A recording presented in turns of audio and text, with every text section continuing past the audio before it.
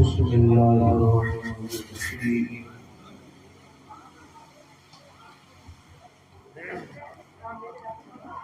وقال الذی عنده علم من الکتاب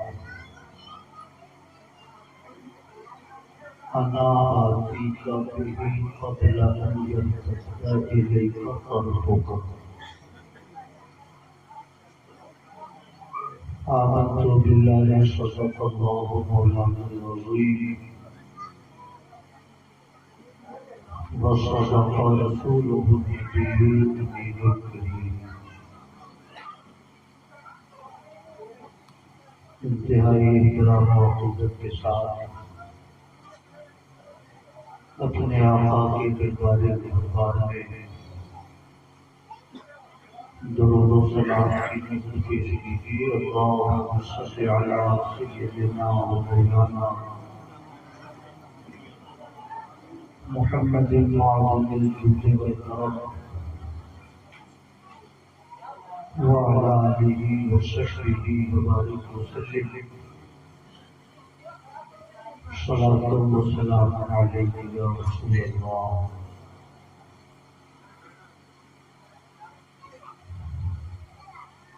رفقا گرامی، آپ حضرات کو یہ بات بخوبی معلوم ہے کہ آج کی اس مجلس کا اہتمام عالی جناب الحاج محمد شوکت علی صاحب کی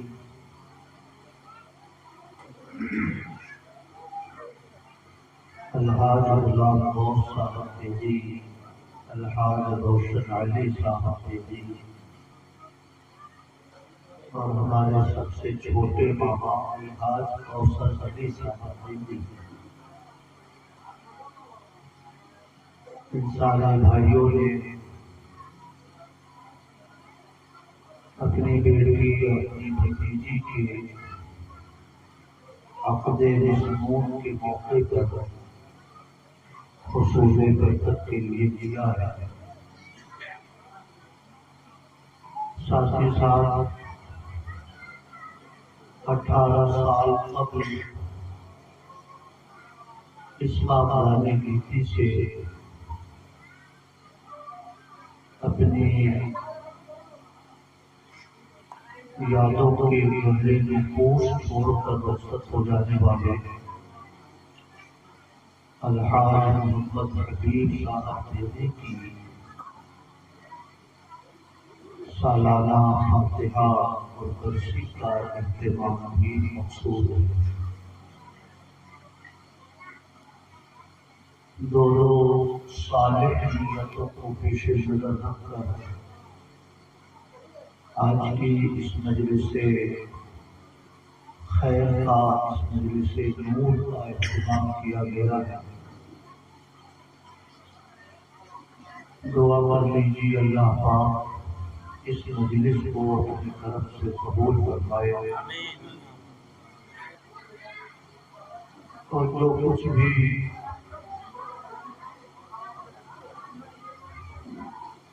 باتیں اس مجلس میں عرض کی جائیں، نعتیں پڑھی جائیں، علماء کے ذریعے بیانات پیش کیے جائیں، اللہ پاک سب کو اپنے کرم سے قبول فرمائے۔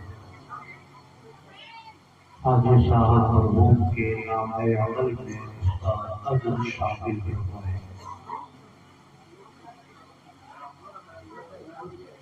بڑے جدید علماء یہاں پر تشریف فرما ہے۔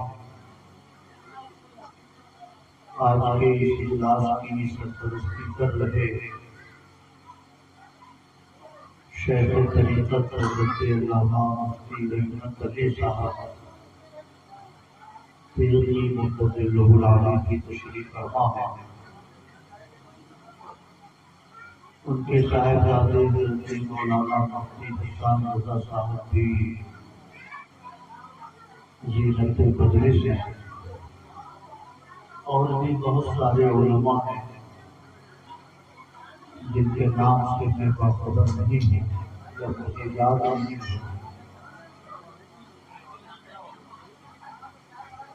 اتنے علماء کی موجودگی میں چند باتیں عرض کرنے کا مجھے موقع ملا ہے. یہ میرے لیے سعادت کی چیز ہے. میں آگے خطے میں چند باتیں عرض کر کے آپ حضرات سے رخصت ہو جاؤں گا. حاجی شوکت علی صاحب کا حکم ہے کہ آواز گفتگو سے پہلے میں چند اشعار تشریف کے بھی پیش کروں. اس لیے میں اپنی گفتگو منقبت غوث اعظم کے اشعار سے شروع کرتا ہوں. درود شریف پڑھیں. اللہم صل علی سیدنا مولانا محمد معظم الجود والکرم وعلى آله وصحبه وبارك وسلم. صلاة وسلام عليك يا رسول الله. ہاتھ پکڑا ہے تو تا حشر نبھانا یا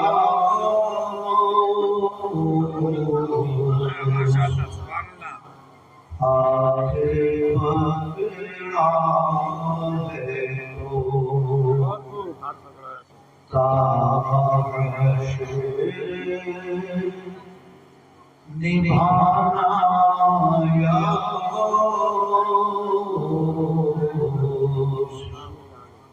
اب کسی حال میں دامنا چھڑانا یا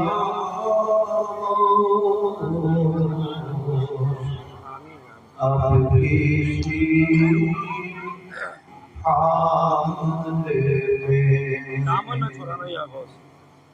دامنا چھڑانا یا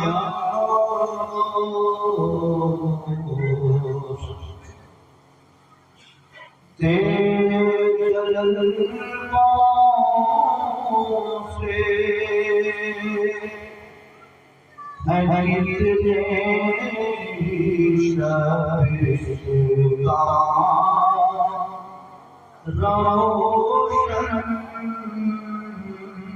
تیرے جلووں سے ہے کتنے شبستان روشن. بے شک بے شک. سبحان اللہ سبحان اللہ. کوئی شمع میرے دل میں جلایا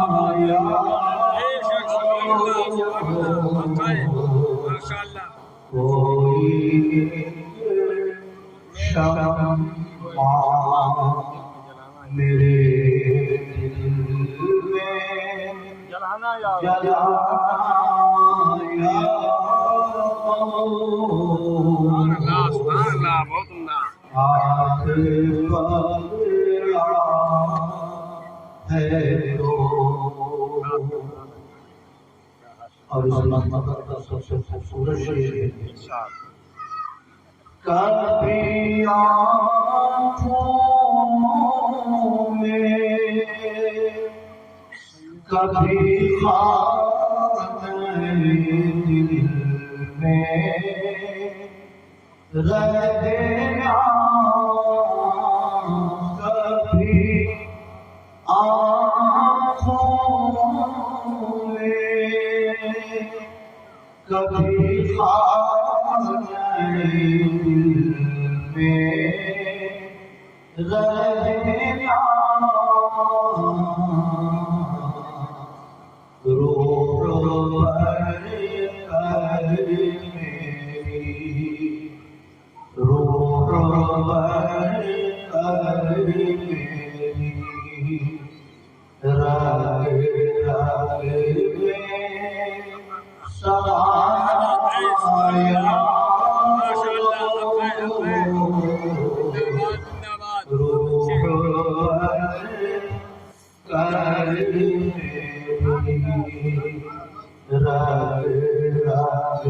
میں سمایا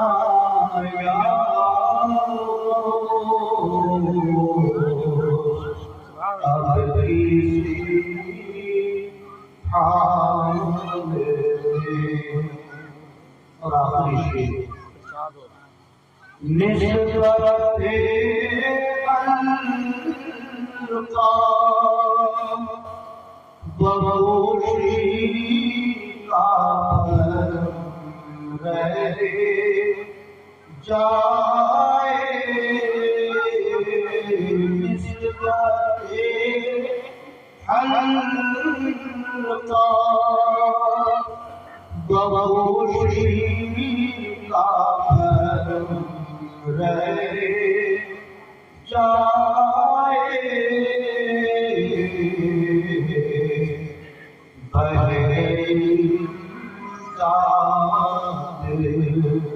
میری خاطر میں آیا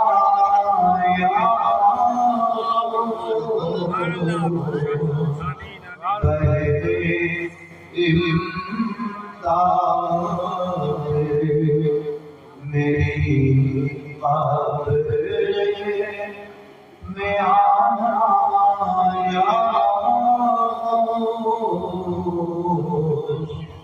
اب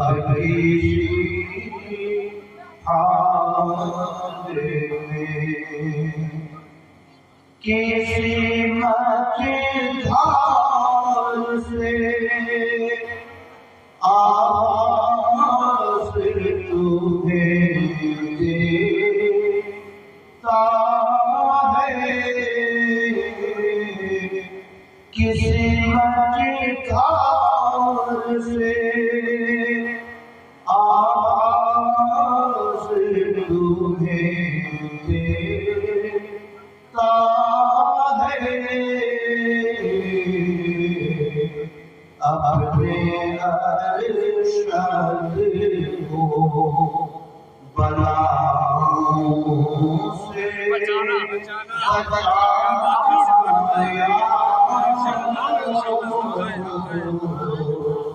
اب کسی حال میں دانا چھوڑانا یا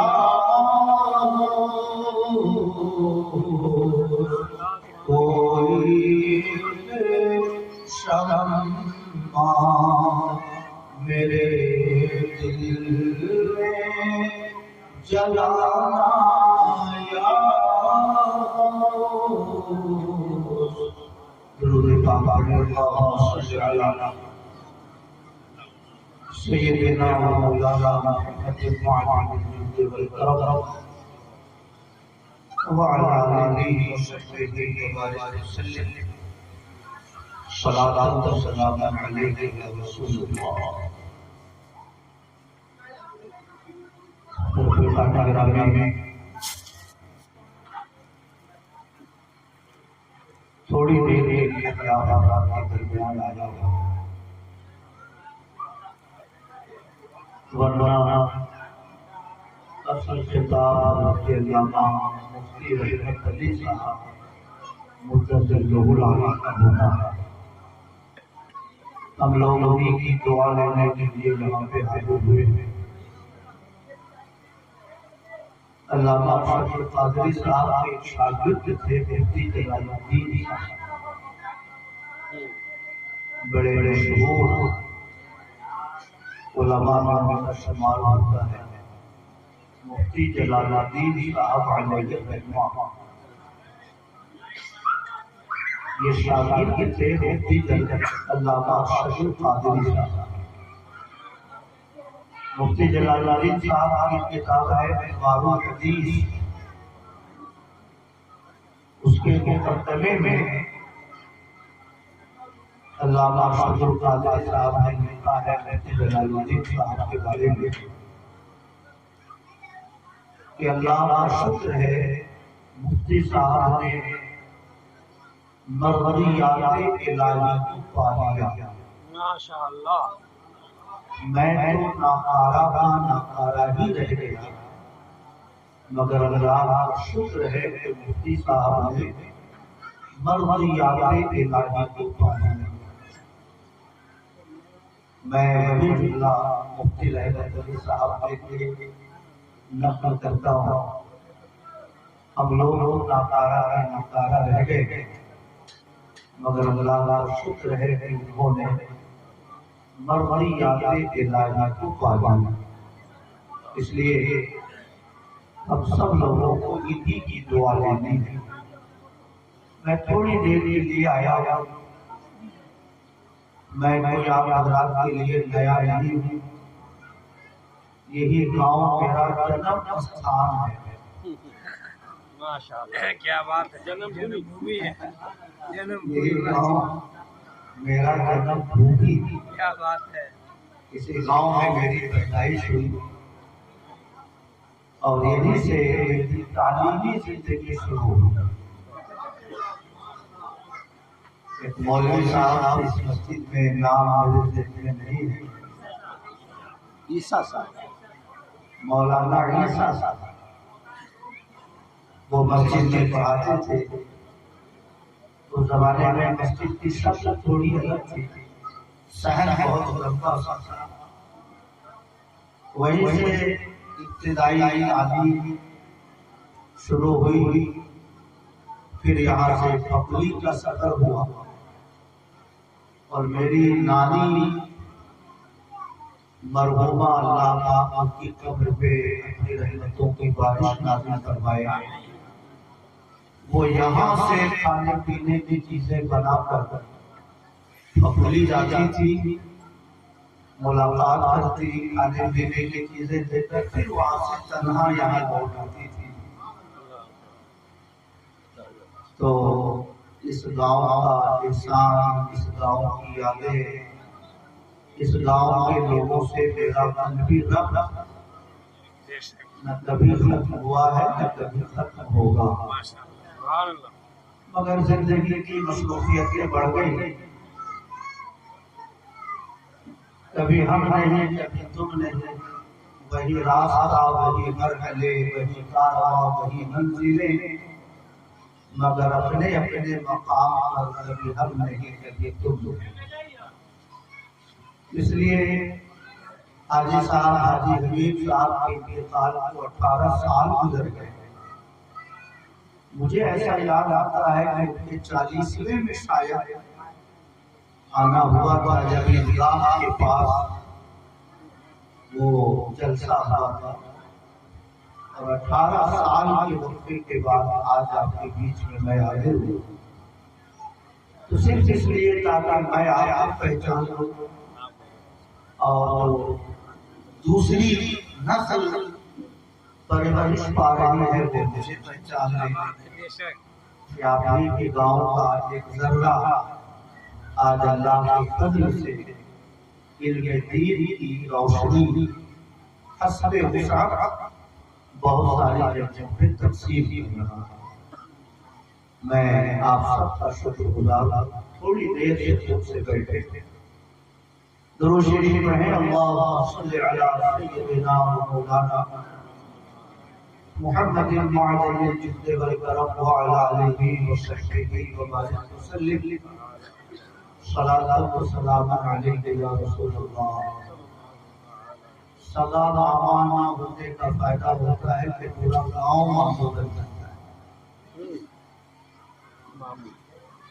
میں اپنے ملنے جلنے والوں سے بلال میں کہتا تھا، حاجی سلیم صاحب ملتے تھے، جیسے بھی آتے تھے تو لوگ پوچھتے تھے یہ کون ہے آپ؟ میں کہتا تھا یہ ہمارے ماما، میری والدہ کے کوئی سگے بھائی نہیں تھے تو پورا گاؤں الحمدللہ میرے ماما سے بھرا ہوا تھا، ہے نا؟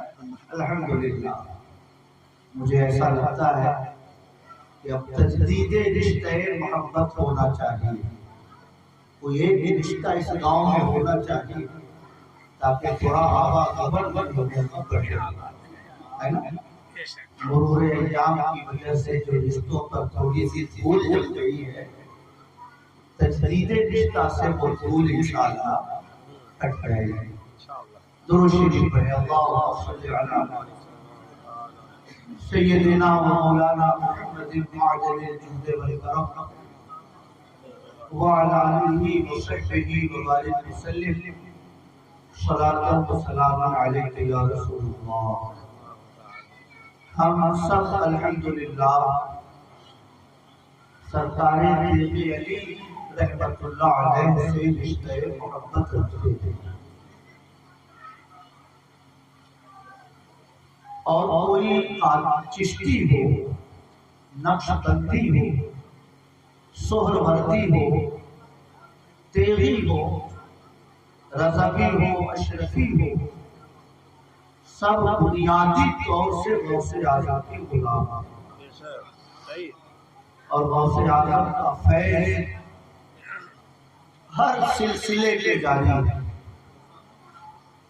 اور میں سرکار تیغ علی رحمت اللہ علیہ کے مریدین میں یہ خصوصی فیض دیتا ہوں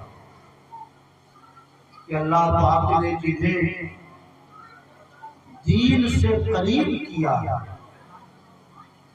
بھلے سے علم ظاہر نہ ہو مگر الحمدللہ میں انہیں معاملات مشائخ کا پابند پاتا ہوں۔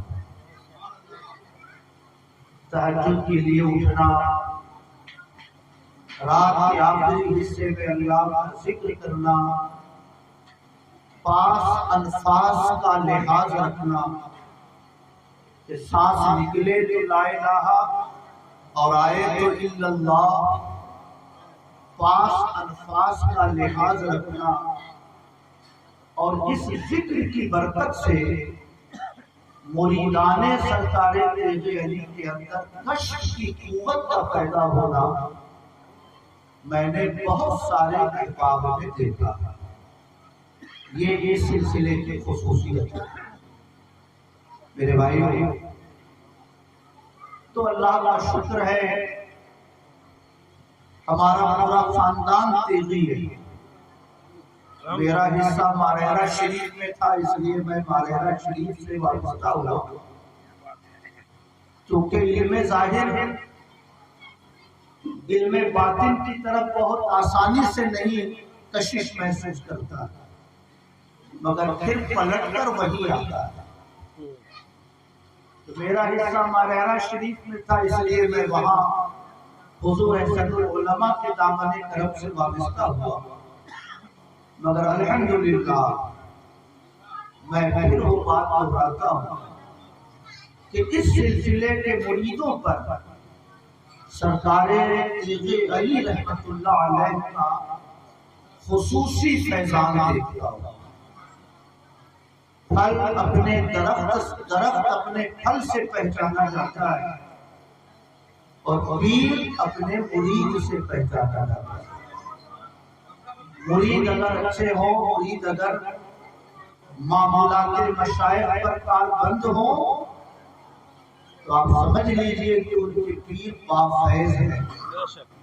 اور الحمدللہ حاجی حبیب صاحب کے بیٹوں کو دیکھی، حاجی حبیب صاحب کا چہرہ بھی کتنا خوبصورت تھا، رنگ کوئی بہت صاف نہیں تھا، مگر داڑھی کی جو وضع تھی، چہرے پر جو جمال تھا، الحمدللہ اس حسن کو ان کے صاحبزادوں نے بھی اپنی زندگی میں اتارا۔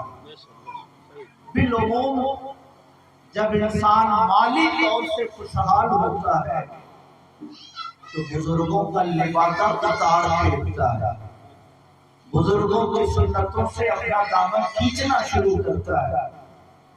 دنیا داری کی لذتوں کی طرف اس کا قدم بڑھتا ہے، لیکن اگر کوئی خوشحال ہو کر دین پر قائم ہو تو آپ اسے دنیا کا خوش نصیب ترین انسان کہہ سکتے ہیں۔ سبحان اللہ۔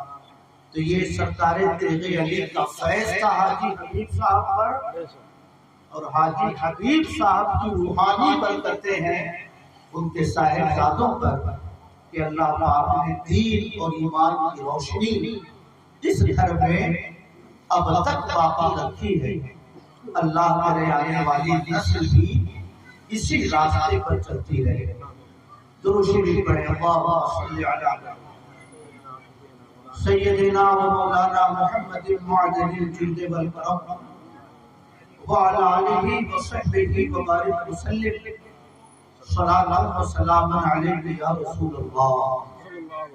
کوئی بھی انسان جب قلبی طور سے اپنے شیخ سے جڑا ہوا تو اس انسان پر فیض ضرور پہنچتا ہے۔ حضور اعلیٰ حضرت امام احمد رضا الملفوظ میں نقل فرماتے ہیں، کوئی فقیر کسی بازار سے گزر رہا تھا، اس نے ایک حلوائی سے کہا کہ مجھے حلوہ دو ورنہ میں تمہاری دکان اٹھا کر پھینک دوں گا۔ حلوہ دو مجھے ورنہ تمہاری دکان اٹھا کر پھینک دوں گا۔ یہ تکرار ہو رہی تھی دکاندار میں اور اس فقیر میں، دو ورنہ اٹھا کر پھینک دوں گا۔ تو ایک صاحب دل بزرگ کا گزر وہیں سے، جب اس فقیر کی گفتگو انہوں نے سنی کہ آخر یہ کہہ رہا ہے کہ مجھے حلوہ دو ورنہ میں تمہاری دکان پھینک دوں گا، اس کی رسائی کہاں تک ہے؟ جب صاحب دل بزرگ نے مراقبہ فرمایا تو دیکھا کہ اس فقیر کا باطن خالی ہے، پھر اس کے پیر کو دیکھا، اس کا بھی باطن خالی تھا، مگر ان کے دادا پیر کو دیکھا تو بڑا بافیض اور باکمال بزرگ پایا، اور دیکھا کہ وہ کمر کس کے کھڑے ہیں کہ جہاں یہ فقیر کہے کہ دکان الٹ دیجئے، ان کے مرشد عالم ارواح میں، عالم برزخ میں تیار کھڑے ہیں کہ جیسے ہی اس کی زبان سے نکلے گا ویسے ہی میں اس کی دکان الٹ کے پھینک دوں گا۔ صاحب دل بزرگ اس دکاندار کے قریب گئے، فرمایا جو یہ کہہ رہا ہے اسے دے دو ورنہ تمہارا نقصان ہو جائے گا۔ کہیے سبحان اللہ۔ میں یہ عرض کرنا چاہتا ہوں کہ اگر اپنے مرشد سے گہرا لگاؤ رکھا جائے تو اگر مرشد با فیض نہ بھی ہو تو ان کے مرشد کا فیض اس آدمی پر پہنچتا ہے، وہ بھی اگر خالی ہو تو اس سے اوپر کے جو مشائخ ہیں ان کا فیض وہاں تک پہنچتا ہے، مگر اس کے لیے گہرا لگاؤ اور گہری عقیدت ہونی چاہیے، اتنی گہری عقیدت کہ چلتے پھرتے اپنے مرشد کی صورت کو اپنے پیش نظر پائے۔ بلکہ بزرگوں نے تو لکھا ہے کہ جب ذکر کے لیے بیٹھے تو یہ تصور کرے کہ میرا قلب میرے مرشد کے قلب کے نیچے ہے، اور میرے مرشد کے قلب سے فیض کا جو چشمہ بہ رہا ہے وہ میرے قلب پر اتر رہا ہے۔ اس کو کہتے ہیں تصور شیخ۔ کیا کہتے ہیں؟ تصور شیخ۔ سبحان اللہ۔ ایک صاحب نے دلی سے مجھے فون کیا کہ ایک پیر صاحب دلی میں آئے ہوئے ہیں، میری بلڈنگ میں ٹھہرے ہوئے ہیں، اور میں ان سے مرید بھی ہو گیا ہوں، مگر آج کل وہ سمجھانے لگے ہیں کہ نماز بھی پڑھو تو اپنے مرشد کو اپنے پیش نظر سمجھو، تو یہ تو شرک کی بات ہو۔ یہ کیسے ہو سکتا ہے کہ ہم نماز پڑھیں، سجدہ کریں اور اس وقت بھی اپنے مرشد کو پیش نظر رکھیں؟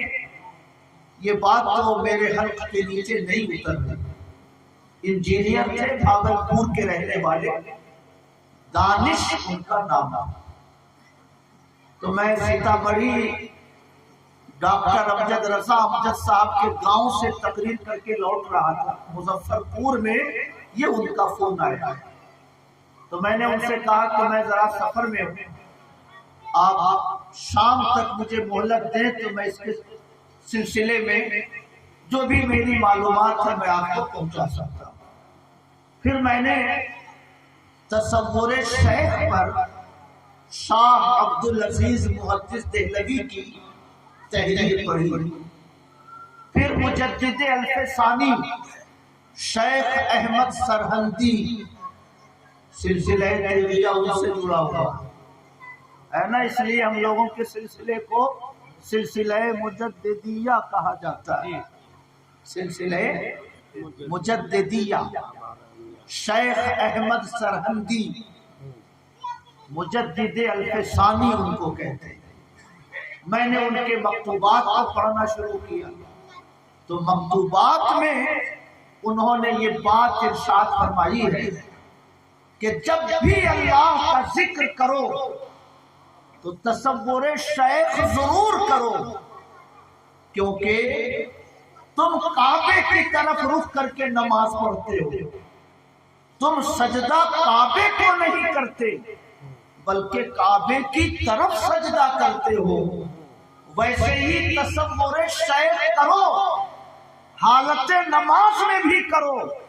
تمہارا شیخ تمہارا مسجود لہو نہیں ہوتا ہے، تمہارا مسجود الیہ ہوتا ہے۔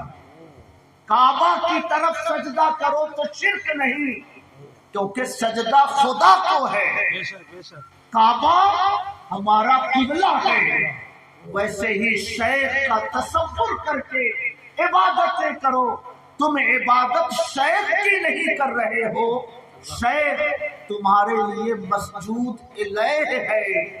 اگر تصور شیخ کے ساتھ عبادتیں کرو گے تو جن منزلوں تک تم اپنی محنتوں سے نہ پہنچ سکو گے، تصور شیخ کی برکت سے ان منزلوں تک تمہاری رسائی بہت جلد ہو جائے گی۔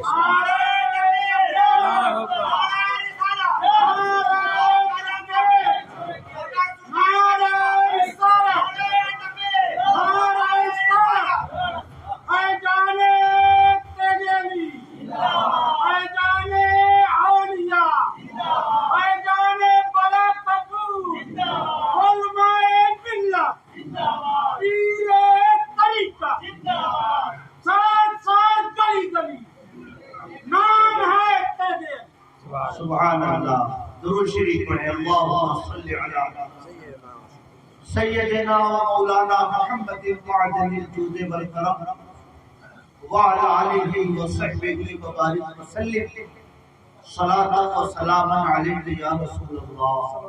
میرے بھائیو، شیخ کی طرف اگر کامل توجہ ہو تو شیخ کا فیض مریدوں تک پہنچتا ہے۔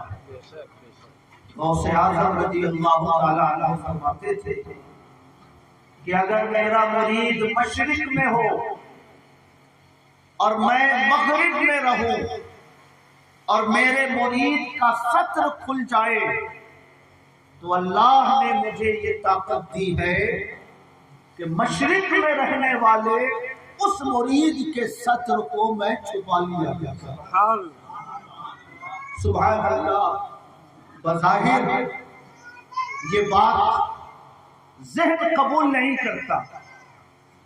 کوئی انسان دنیا کے مغربی حصے میں ہو، مرید اس کا دنیا کے مشرقی حصے میں ہو، ہزاروں کلومیٹر کا فاصلہ ہو، شیخ اپنا ہاتھ بڑھا کر اپنے مرید کا سطر کیسے چھپا سکتا ہے؟ مگر میں نے اسی حوالے کے لیے قرآن مقدس کی آیت پڑھی ہے۔ قال الذی عنده علم من الکتاب انا آتیک بہ قبل ان یرتد الیک طرفک۔ حضرت سلیمان علیہ السلام ان کی حکومت پوری دنیا پر تھی۔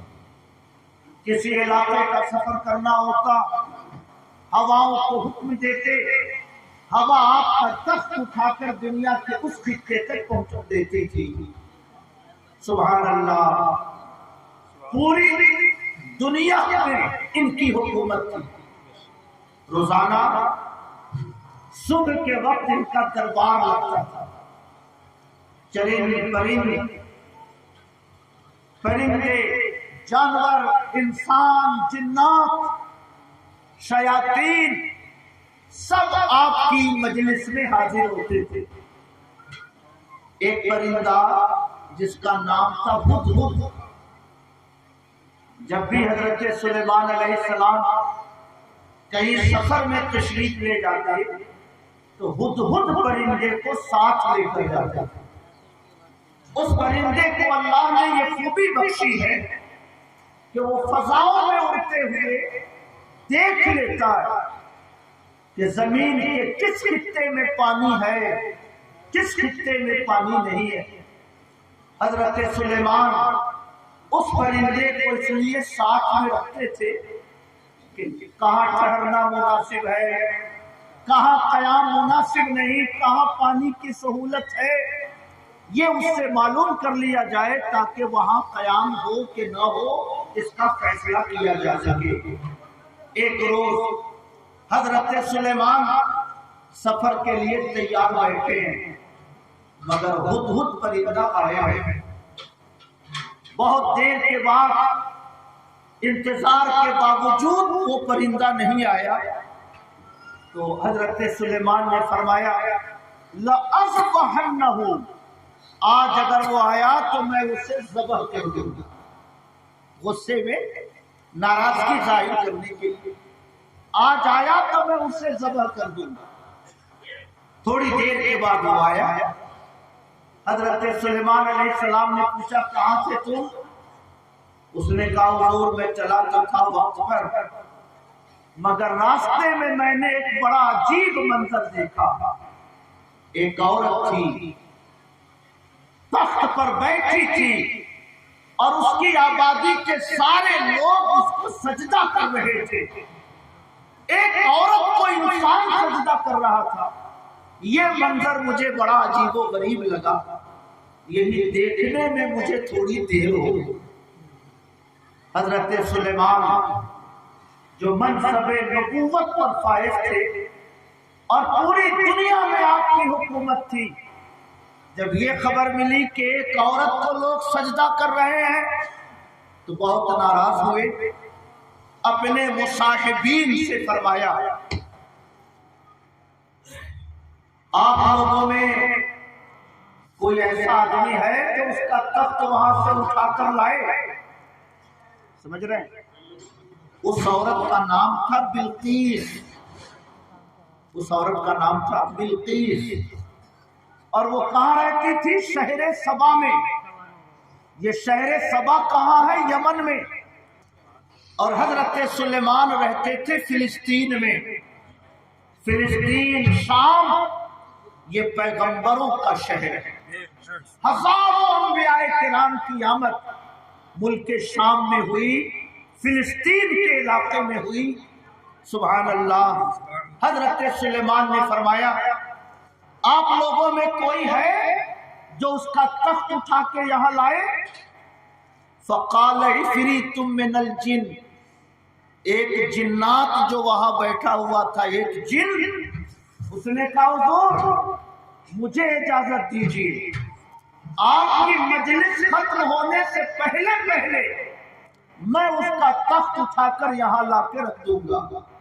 حضرت سلیمان نے فرمایا نہیں، اس سے بھی جلدی کوئی لانے والا ہو تو بتائیں۔ اس کا ذکر اللہ نے فرمایا ہے، میں نے وہی آیت پڑھی ہے۔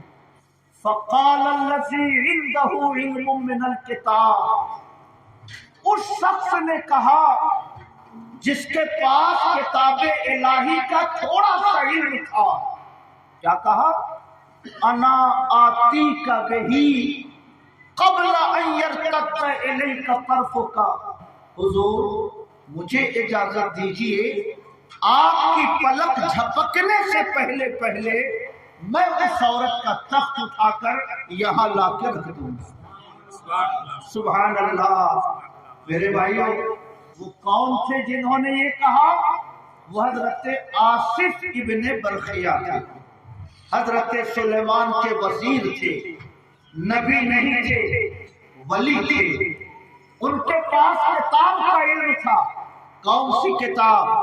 वो आसमानी किताब जो हजरत सुलेमान पर उतरी थी, उस किताब का थोड़ा सा इल्म था। सुभान अल्लाह।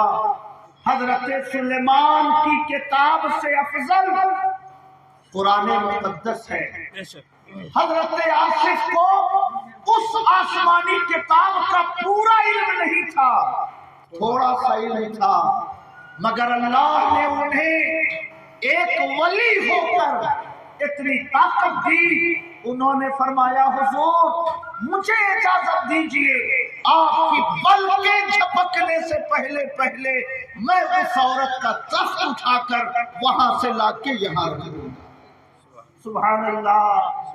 मेरे भाइयों, अब तफसीर में मुफस्सिरीन का इख्तिलाफ है।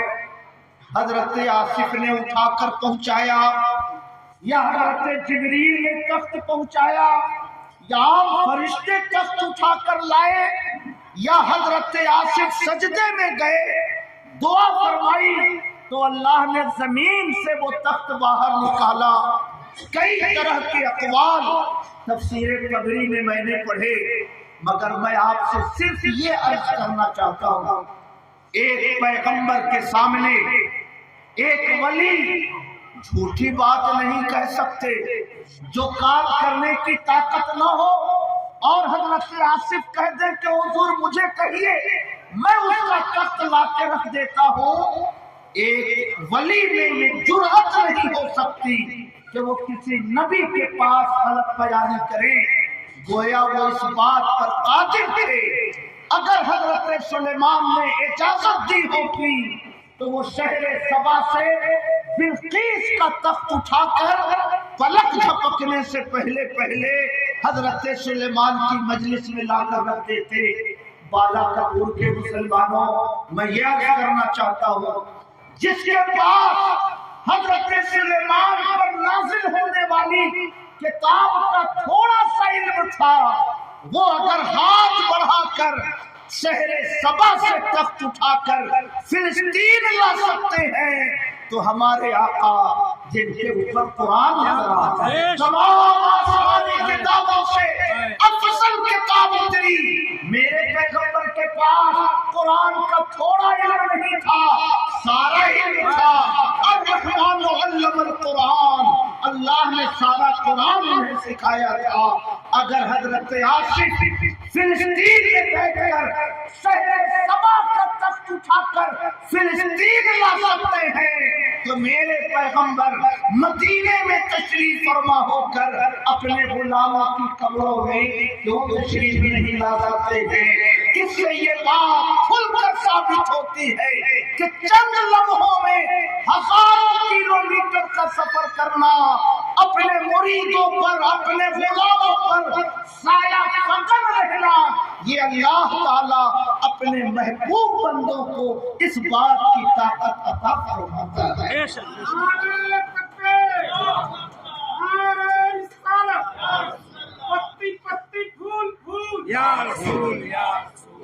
मैं अर्ज करना चाहता हूँ, अगर शेख से कल्बी लगाव हो, अगर शेख बाफैज हो तो उसका फैज मुरीदों पर बरसता है। शेख का बातिन अगर खाली हो तो शेख के शेख का फैज बरसता है। शेख के शेख का बातिन भी अगर वीरान हो तो शेख के शेख का शेख अपना फैज मुरीदों पर बरसाता है। मैं अर्ज करना चाहता हूँ, हमें तो अल्हम्दुलिल्लाह ایک ہی پشت کے بعد سرکار سرکاہی کا فیض میسر ہے، ایک ہی فاصلے پر سرکار سرکاہی کا دامن کرم میسر ہے۔ اگر آپ کے علاقائی مشائخ اگر فیض نہیں ہیں تو اس سے گھبرانے کی کوئی ضرورت نہیں، الحمدللہ شیخ کا فیض بھی آپ پر برسے گا، اور اگر ان کا باطن آباد نہ ہو تو سرکار سرکاہی کا فیض آپ کے سر پر ابر کرم بن کر ضرور برسے گا۔ سبحان اللہ۔ اس لیے میں پورے یقین سے یہ کہتا ہوں، خدا کے فضل سے ہم پر ہے سایہ، ہمیں دونوں جہاں میں ہے سہارا غوث اعظم کا۔ فرشتوں روکتے کیوں ہو مجھے جنت میں جانے دو، فرشتوں روکتے کیوں ہو مجھے جنت میں جانے دو، یہ دیکھو ہاتھ میں دامن ہے کس کا، غوث اعظم۔ سبحان اللہ۔ سرکار سرکاہی کا دامن ہے تو وہ اصل میں غوث اعظم کا دامن ہے، سرکار نمازی کا دامن ہے اصل میں غوث اعظم کا دامن ہے، سرکار رامپور فتح کا دامن ہے اصل میں غوث اعظم کا دامن ہے۔ اس لیے اگر شیخ سے جڑے رہے، شیخ کے احکام و ارشادات پر حق الوفا عمل کرتے رہے، تو میں یقین سے کہتا ہوں کہ قیامت کے دن ہم فرشتوں سے یہی کہیں گے، فرشتوں روکتے کیوں ہو ہمیں جنت میں جانے دو، یہ دیکھو ہاتھ میں دامن ہے کس کا، غوث اعظم کا۔ سبحان اللہ۔ میرے بھائی میں آپ سے عرض کرنا چاہتا ہوں، آج وہابیت نے شکل کو شبہات پیدا کر دیے، آج تبلیغیوں نے مسلمانوں کے عقائد کو متزلزل کر دیا۔ ہمارے اسکول کالج کا پڑھا لکھا نوجوان جو دینی معلومات نہیں رکھتا، ذاکر نائک، طارق جمیل، معراج ربانی، انجینئر محمد علی مرزا، ان لوگوں کی باتیں سن کر وہ شکوک و شبہات کی تاریکی میں گھومتا ہے، بہکتا ہے۔ مگر میں آپ سے عرض کرنا چاہتا ہوں، امت مسلمہ کا 1400 سال سے یہ مسلمہ عقیدہ ہے کہ اللہ کے نیک بندے دور و دراز کا سفر کر سکتے ہیں، اپنے غلاموں کی دستگیری کر سکتے ہیں، اگر کوئی مدد کے لیے پکارے تو اللہ کے نیک بندے 1000 کلومیٹر دور بھی ہو پھر بھی اپنے غلاموں کی دستگیری وہ فرما سکتے ہیں۔ سبحان اللہ۔ علامہ جلال الدین سیوطی رحمۃ اللہ علیہ 911 ہجری میں ان کا انتقال ہوا، اور انہی کے قول کو علامہ ابن حجر مکی نے فتاوی حدیثیہ میں نقل فرمایا ہے۔ 974 ہجری میں علامہ ابن حجر مکی کا انتقال ہوا، 911 974۔ میں ایک قول ان دونوں بزرگوں کا سناتا ہوں، ان کا ایک رسالہ ہے تنویر الخلق فی امکان رویت النبی والملک۔ کسی شخص نے علامہ جلال الدین سیوطی سے پوچھا کہ حضور کیا حالت بیداری میں ہم پیغمبر کو دیکھ سکتے ہیں؟ ہم پیغمبر کا دیدار حالت برادری میں، حالت بیداری میں جسم کے ساتھ کر سکتے ہیں، یا حضور کا دیدار خواب ہی میں ہو سکتا ہے؟ یہ سائل نے سوال کیا۔ علامہ جلال الدین سیوطی 911 انہوں نے پورا ایک رسالہ لکھا تنویر الخلق فی امکان رویت النبی والملک۔ اس رسالے کے اخیر میں خاتمہ سے ذرا سا پہلے ارشاد فرماتے ہیں فثبت فظہر من هذه الاحادیث والنقول۔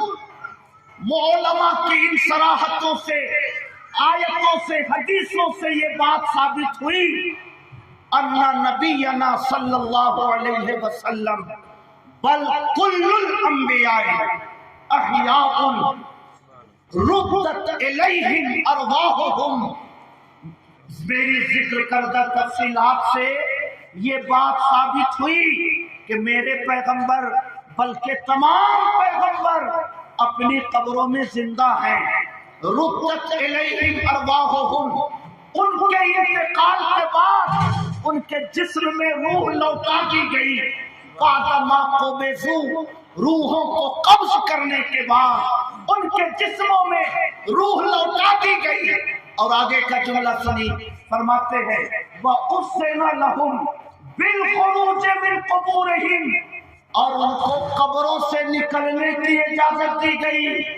وَالتَّصَرُّفِ فِي الْمَلَكُوتِ الْعَلَوِي وَالسِّفْلِي، اور آسمان و زمین میں انہیں تصرف کرنے کی اجازت دی گئی. اور آگے فرماتے ہیں لَكِنَّهُمْ خُيِّبُوا كَمَا خُيِّبَتِ الْمَلَائِكَةُ، مگر وہ ہماری نظروں سے پوشیدہ رہتے ہیں جیسے کہ فرشتے بہت سارا کام کرتے ہیں، مگر فرشتے جیسے ہماری نظروں سے پوشیدہ ہیں ویسے ہی اللہ نے پیغمبروں کو ہماری نگاہوں سے پوشیدہ رکھا. کہیے سبحان اللہ. میں عرض کرنا چاہتا ہوں 3 باتیں قابل غور ہیں. تمام انبیاء اپنی قبروں میں زندہ ہیں. ان کی روح قبض کرنے کے بعد ان کے جسم میں روح لوٹا دی گئی. ان کو قبروں سے نکلنے کی اجازت دی گئی اور آسمان و زمین میں جہاں چاہیں تصرف کرنے کی اجازت دی گئی. اس سے کیا سمجھ میں آیا؟ مدینے کے تاجدار رہتے تو مدینے میں ہیں. گنبد خضرا ان کے لیے پایہ حکومت کی طرح ہے، تخت بادشاہت کی طرح گنبد خضرا ہے.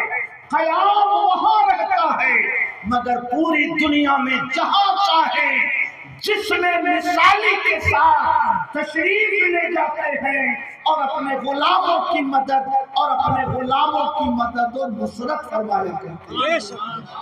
سبحان اللہ. میں عرض کرنا چاہتا ہوں غوث اعظم کا ذکر آپ نے سنا اور ہم سب پر غوث اعظم کا ہی سایہ ہے. آپ غوث اعظم کا وہ واقعہ جانتے ہوں گے. ایک مرید رمضان کے دنوں میں آیا، کہا حضور میرے گھر افطار کی دعوت ہے. دوسرا آیا، کہا حضور میرے گھر بھی افطار کی دعوت ہے. تیسرا آیا، اس نے بھی کہا حضور میرے گھر افطار کی دعوت ہے. 70 لوگوں نے افطار کی دعوت دی اور غوث اعظم 70 مریدوں کے گھر ایک وقت میں تشریف لے گئے. صبح ہوئی، چرچا شروع ہوا. انہوں نے کہا غوث اعظم میرے گھر آئے تھے. محمود صاحب نے کہا غوث اعظم میرے گھر آئے تھے. سمود صاحب نے کہا غوث اعظم میرے گھر آئے تھے. کوثر صاحب نے کہا غوث اعظم میرے گھر آئے تھے. اب چرچا شروع ہوا. کہا یہ کیسے ہو سکتا ہے؟ یہ کہہ رہا ہے میرے گھر آئے، یہ کہتے ہیں میرے گھر آئے. لوگوں نے کہا چلو انہی سے پوچھ لیتے ہیں غوث اعظم کس کے گھر تشریف لے گئے. غوث اعظم نے ارشاد فرمایا تمہیں 70 مقامات پر بیک وقت جانے میں حیرت ہو رہی ہے. اللہ نے عبد القادر کو وہ طاقت دی ہے کہ درخت میں جتنے پتے ہیں اگر اس سے بھی زیادہ مقامات پر عبد القادر جانا چاہے تو اللہ کے کرم سے، اللہ کے اذن سے بآسانی جا سکتا ہے.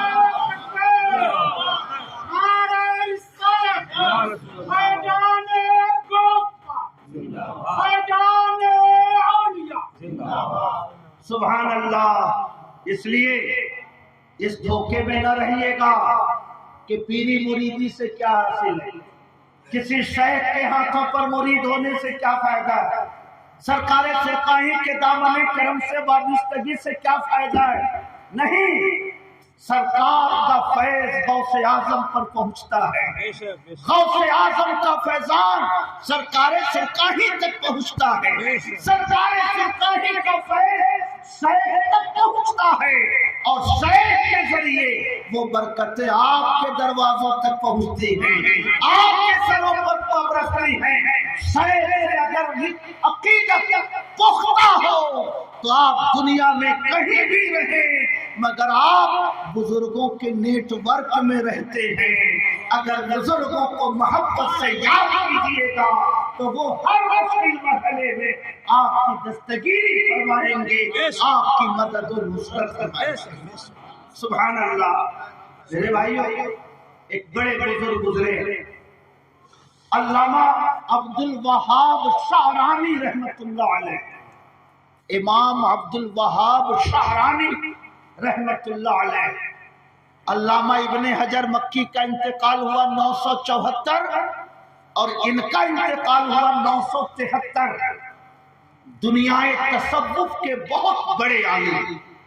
میں یہ سمجھتا ہوں کہ تصوف کے مضمون پر جتنی کتابیں انہوں نے لکھی ہیں کسی دوسرے عالم نے اتنی کتابیں نہیں لکھی، اور ان کی کتابیں مسلم بین العلماء ہیں۔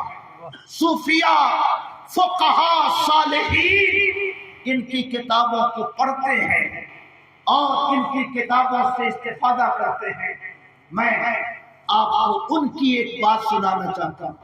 ان کی ایک کتاب ہے میزان الشریعۃ الکبریٰ۔ کیا نام ہے؟ میزان الشریعۃ الکبریٰ۔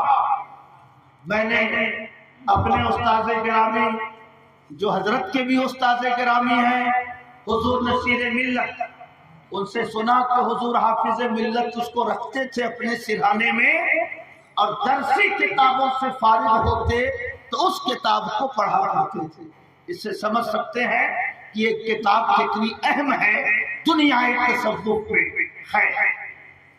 آپ اپنے علماء سے بھی پوچھئے گا، میزان الشریعۃ الکبریٰ اور الیواقیت والجواہر، بہت اہم اور بہت مشہور کتاب۔ میزان الشریعۃ الکبریٰ میں الامام عبد الوہاب شعرانی رحمۃ اللہ علیہ، سرکار سرکاہی کا انتقال تو 1976-78 کے آس پاس ہوا ہے نا۔ اعلیٰ حضرت کا انتقال 1921 میں ہوا، 1340 میں ہوا۔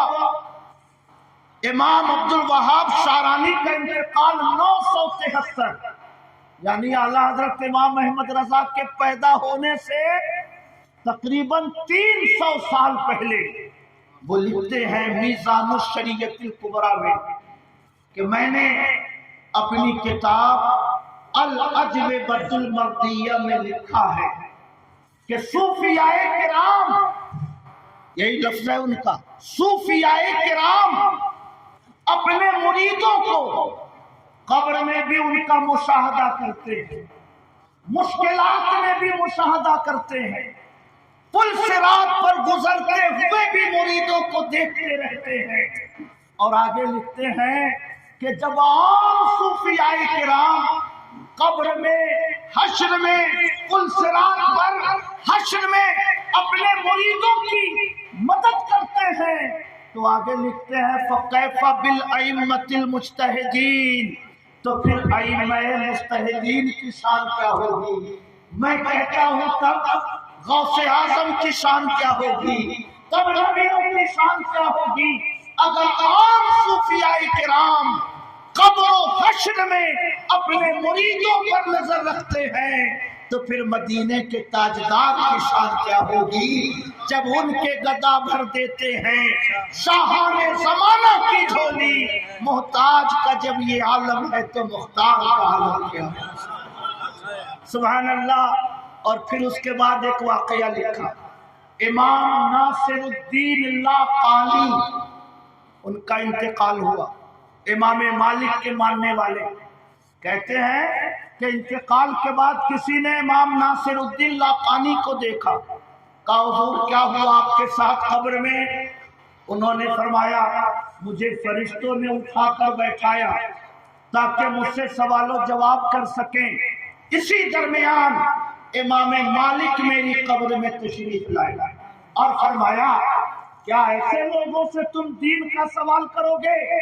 کیا ایسے لوگوں سے تم پیغمبر کا نام پوچھو گے؟ اور پھر فرشتوں کا ہاتھ پکڑا، فرمایا تنحیا عنہ، تنحیا عنہ، تم لوگ ہٹو یہاں سے، ہٹو یہاں سے۔ اور امام مالک نے دونوں فرشتوں کو قبر سے رخصت کر دیا۔ امام لاقانی فرماتے ہیں کہ امام مالک کی برکت سے میں سوال نکیرین سے محفوظ رہا، اور پھر بعد کا مرحلہ اللہ نے اپنے کرم سے آسان فرما دیا۔ سبحان اللہ۔ میں آپ کو یہ سہن دینا چاہتا ہوں، یہ کڑیاں ایک دوسرے سے جڑی ہیں۔ مرید جڑا ہے شیخ سے، شیخ جڑا ہے اپنے شیخ سے، وہ شیخ جڑے ہیں اپنے شیخ سے، وہ جڑے ہیں غوث اعظم سے، وہ جڑے ہیں حضرت علی سے، وہ جڑے ہیں مدینے کے تاجدار سے۔ اللہ کے انعام و اکرام کی بارش مدینے کے تاجدار پر ہوتی ہے، وہ برکتیں غوث اعظم تک پہنچتی ہیں، غوث اعظم کے ذریعے وہ برکتیں سرکار سرکاہی تک پہنچتی ہیں، ان کے ذریعے وہ برکتیں علاقائی مشائخ تک پہنچتی ہیں۔ اور اگر شیخ سے گہرا تعلق ہو تو اللہ تعالی مریدوں پر بھی اپنے محبوب بندوں کے فیضان کرم کو شامل رکھا کرتا ہے، اور مریدین اپنے مشائخ کے سائے میں رہا کرتے تھے۔ غوث اعظم فرماتے تھے کہ میں مریدوں پر اس طرح سایہ فگن رہتا ہوں جیسے کسی زمین پر بادل سایہ فگن رہتا ہے۔ سبحان اللہ۔ اس لیے میرے بھائیوں، میں دو باتیں صرف عرض کرنا چاہتا ہوں۔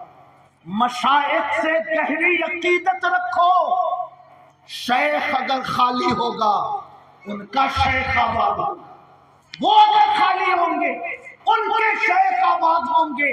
اعلیٰ حضرت نے ارشاد فرمایا کہ صاحب دل بزرگ نے کہا کہ میں نے فقیر کا باطن دیکھا ویران تھا، اس کے شیخ کو دیکھا ویران تھا، مگر اس کے شیخ کو دیکھا تو وہ باکمال بزرگ تھے، وہ کمر کس کے کھڑے ہیں کہ جہاں اس کی زبان سے نکلے میں اس کی دکان الٹ کر اس کو تباہ و برباد کر دیتا۔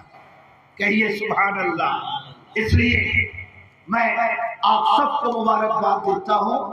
اللہ کا شکر ہے کہ سرکار سرکاہی کے واسطے سے ہم لوگ غوث اعظم کے مرید ہیں، ہم لوگ علی مرتضیٰ تاجدار کائنات کے دامن کرم سے وابستہ ہیں، حضرت علی سے وابستہ ہیں، ان کے واسطے سے تاجدار کائنات سے وابستہ ہے۔ دل کا رشتہ اگر اللہ کے نیک بندوں سے مضبوط رکھا جائے تو اللہ اپنے محبوبوں کا صدقہ اپنے بندوں کو ضرور عطا فرمائے۔ اور رشتہ مضبوط کیسے ہوتا ہے؟ آپ کے شیخ نمازوں کی پابندی کرتے تھے، آپ بھی پابندی کی ہے نا؟ آپ کے شیخ قرآن پڑھتے ہیں، آپ بھی قرآن پڑھیے۔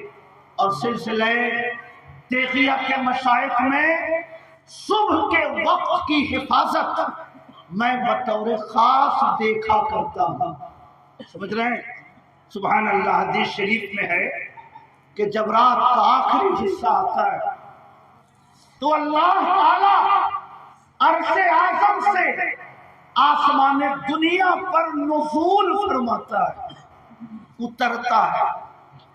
ابن تیمیہ نے لکھا کہ جیسے میں ممبر سے اتر رہا ہوں نیچے، ویسے ہی خدا عرش سے آسمان پر اترتا ہے، مگر یہ اس کا گمراہ کن عقیدہ ہے۔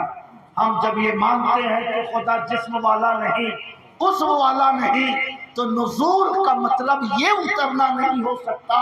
نزول کا معنی توجہ خاص فرماتا ہے، کرم خاص فرماتا ہے۔ جب رات کا آخری حصہ بچتا ہے تو اللہ کی رحمتوں کی خصوصی توجہ آسمان دنیا پر ہوتی ہے، اور اعلان ہوتا ہے کوئی گناہوں کی مغفرت مانگنے والا کہ میں اسے بخش دوں، ہے کوئی رزق مانگنے والا کہ میں اسے رزق دے دوں، ہے کوئی معافی طلب کرنے والا کہ میں اسے معاف کر دوں۔ سبحان اللہ۔ بخشنے والا خدا جب خود ہی آمادہ کرم ہے، اس وقت اگر کوئی بندہ ہاتھ اٹھا کر دعا مانگتا ہے تو ان دعاؤں کی قبولیت کا امکان حد سے زیادہ بڑھ جایا کرتا ہے۔ آپ کسی کے دروازے کرم پہ جائیں، اس کی مرضی ہوتی ہے، کبھی دیتا ہے کبھی نہیں دیتا ہے، مگر دینے والا خود بولا ہے اب کوئی سائل دروازے پہ جائے تو دینے والا کبھی خالی ہاتھ نہیں لوٹاتا۔ اس لیے مسلمانوں، سرکار سرکاری بھی رات کے اخیر حصے میں بیدار رہتے تھے، تہجد پڑھتے تھے، اللہ کا ذکر کرتے تھے، اللہ سے دعائیں کرتے تھے۔ مرشد سے اپنے دلوں کا رشتہ مضبوط کرو، صبح کے وقت کی حفاظت کرو، کیونکہ وہ اللہ کی رحمتوں کے برسنے کا وقت ہوتا ہے۔ اس وقت اگر خالی دامن رہو گے تو اللہ کی رحمتوں کی بارشوں سے تمہارا دامن مراد بھرتا چلا جائے گا۔ سبحان اللہ۔ اور علماء تو یہ بھی فرماتے ہیں، میں نے جن جن لوگوں کو دیکھا، ایک ہمارے رشتہ دار تھے، ان کو میں دیکھتا تھا، ایک ہدایت پور میں ہمارے رشتہ دار ہیں حاجی منصور، ان کو میں دیکھتا ہوں، ہمارے چھوٹے چچا ہیں غلام مصطفیٰ صاحب، ان کو میں دیکھتا ہوں، فجر کی نماز پڑھی اور فجر کی نماز پڑھ کر وہیں پہ ذکر کرتے رہتے ہیں، اور جب سورج نکل جاتا ہے تو 2 رکعت نماز اشراق پڑھ کر وہاں سے ہٹتے ہیں۔ میں حضور نصیر ملت کو بھی دیکھتا ہوں، حدیث شریف میں ہے کہ جب کوئی بندہ جب فجر کی نماز جماعت سے پڑھے وقعد علی مصلی ہو اور اپنے مصلی پہ بیٹھا رہے، وَيَذْكُرُ اللَّهَ اور اللہ کا ذکر کرتا رہے، حَتَّى طَلَعَتِ الشَّمْسُ یہاں تک کہ سورج نکل جائے، اور پھر 2 رکعت پڑھ کر اپنے مصلی سے ہٹے تو رجع بحجۃ وعمرۃ تامۃ تامہ، وہ مصلی سے ہٹتا ہے تو ایک حج کا ثواب اور ایک عمرے کا ثواب اپنے دامن میں لے کر اس مصلی سے ہٹا کرتا ہے۔ کہیے سبحان اللہ۔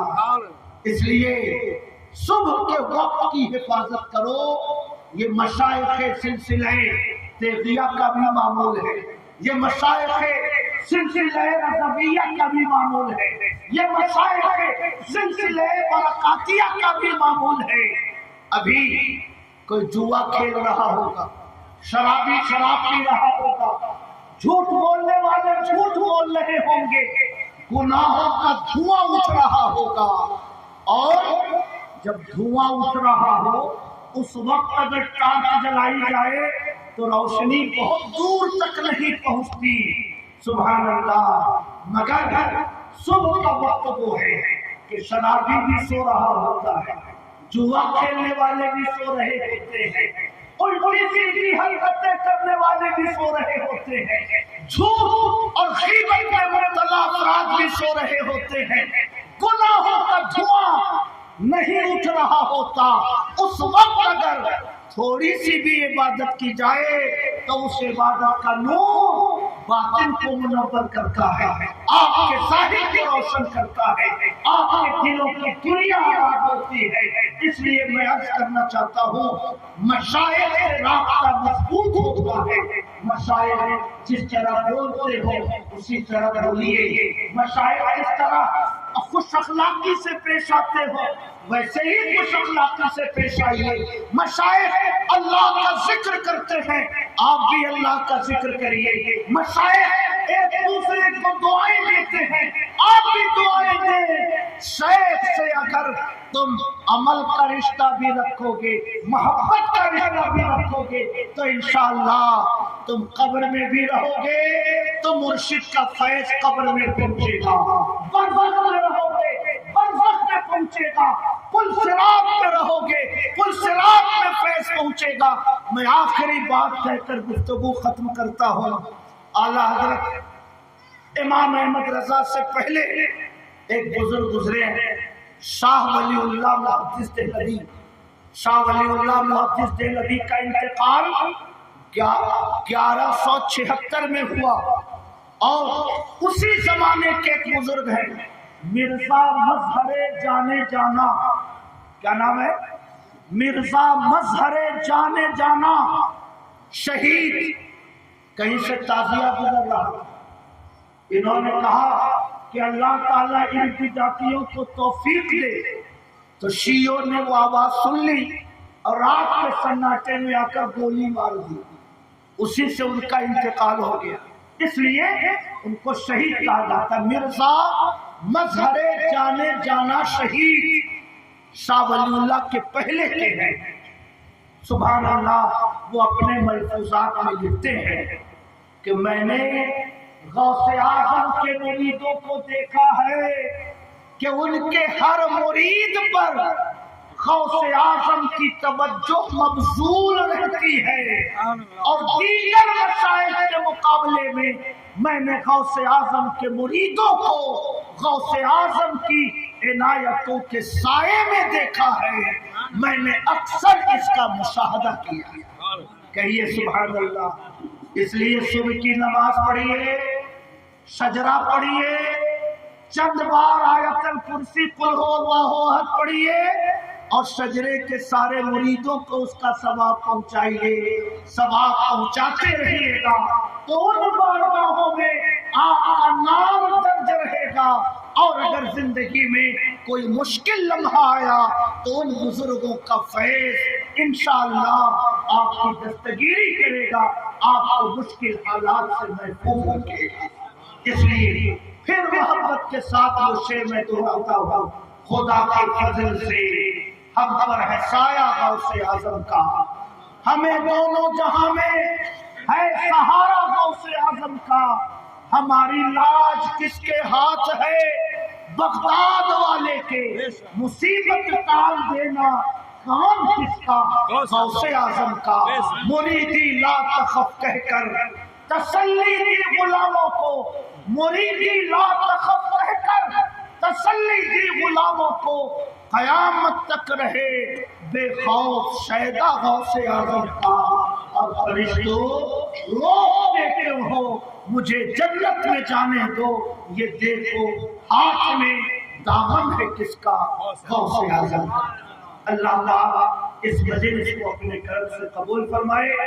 حاجی محمد حبیب صاحب کے صاحبزادگان نے بہت ہی عقیدت محبت سے اس مجلس کا اہتمام کیا ہے، جس بچی کی شادی ہونے والی ہے، جو رشتہ نکاح سے وابستہ ہونے والی ہے، اللہ پاک خیر سے ان کی زندگی کے نئے سفر کو مبارک فرمائے، اور آنے والی زندگی کو اللہ پاک اپنی رحمتوں کے سائے میں گزارنے کی توفیق عطا فرمائے۔ انہی دعاؤں پر میں اپنی گفتگو ختم کرتا ہوں۔ السلام علیکم ورحمۃ اللہ وبرکاتہ۔ ٹائم نہیں۔